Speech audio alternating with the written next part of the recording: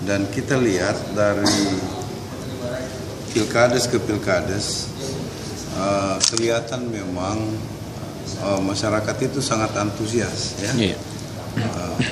Dan mulai bergeser nih.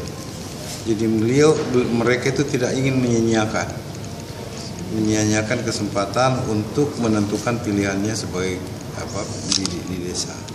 Oleh karena itu saya kira ini memang adalah pemimpin yang terdekat dari mereka. Nah, kalau kita bandingkan dengan pemilihan bupati, itu kan kelihatan sepi, ya. Tapi kalau ini mereka itu serentak, mereka datang dan tidak ada jenuh menunggu. Dan yang saya sangat kagumi tertib, ya. Dan mereka sangat antusias dan muka-muka punya harapan, ya. Seperti berpesta, betul merayakan pesta demokrasi begitu.